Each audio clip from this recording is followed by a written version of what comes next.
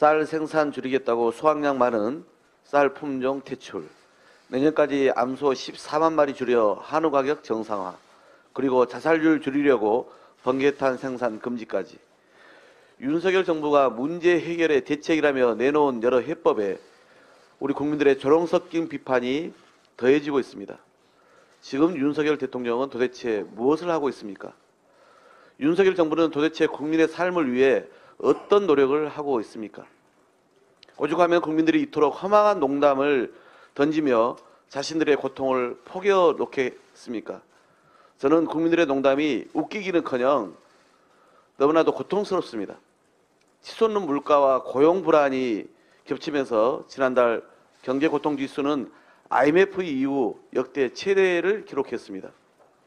1999년 실업률 집계 기준 변경 이래 1월 기준으로 가장 높은 수준입니다. 실질 소득은 2분기 연속 감소했고 복합 위기의 난방비 폭탄, 전기요금 폭탄으로 국민은 벼랑 끝에 내몰렸는데도 대통령의 관심사는 오로지 정적 제거와 야당 탄압, 기업 팔 비틀기와 노동자 때려잡기 뿐입니다. 우리 경제는 올해 한 번도 경험하지 못한 위기라는 어두운 터널을 지나고 있습니다. 대통령이 야당 죽이기와 노조 탄압에 쏟을 힘 단 1%라도 경제와 민생을 살리는 데 쏟아붓는다면 지금 우리 국민이 겪는 고통의 크기는 달라질 것입니다. 부디 최선을 다해 경제와 민생부터 챙기기를 거듭 강력히 요구합니다. 오늘 본회의에서 이재명 당대표에 대한 체포동의안이 보고됩니다. 매우 부당한 구속영장 청구라고 이미 총의를 모은 우리 민주당 의원들은 의연하고 단호하게 표결까지 임할 것입니다. 이재명 대표는 윤석열 검사 독재 정권이 짜놓은 덫인 줄 알면서도 세 차례의 소환 조사에나 협조했습니다. 반면 윤석열 검찰은 이재명 대표 주변을 지잡듯 뒤지고 수백 번의 압수수색을 해놓고도 구체적 증거나 제시하지 못했습니다. 그럼에도 제1야당 대표에게 증거인멸과 도주 우려라는 모욕적인 사유를 들어 영장을 청구했습니다. 야당 대표에서 구속해야 한다는 윤석열 검찰의 정치영장은 검사 독재 정권의 검은 폭정으로 반드시 대한민국 역사에 부끄럽게 기록될 것입니다. 양곡관리법에 대한 국회의장의 중재 제안에 공식적으로 답하겠습니다.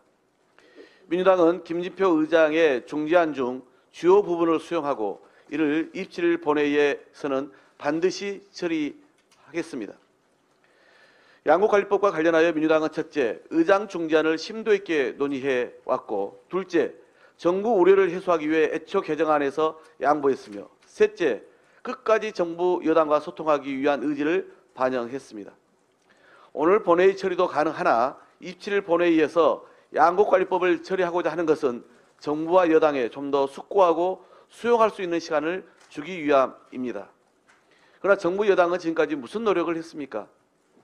집권여당은 일하는 국회 대화 타협의 의회주의 원칙을 저버리고 야당과 논의하는 대신 대통령에게 거부권 행사를 건의하겠다는 말만 반복했습니다. 지금까지도 여당은 시간을 두고 더 논의할 문제라며 쌀 수확 시기까지 시간이 많이 남았다는 안일한 태도만 보이고 있습니다. 정부는 대통령 거부권이라는 방패만 내밀며 협치를 내팽개쳤습니다. 현실적 대안이나 근본적 해법도 없이 무조건 반대만 할 뿐입니다. 우리 민주당은 양곡관리법 수정안에서 정부 의견도 일부 수용해서 정부 재량권을 넓히면서까지 양보를 거듭했습니다. 충분히 소통해서 합의 처리하려는 민주당의 노력에도 국민의힘은 아무것도 하지 않으면서 오로지 밀어붙이기, 의회 독재 운운하며 폄훼하기 바빴습니다. 이제는 정부와 여당이 답해야 합니다.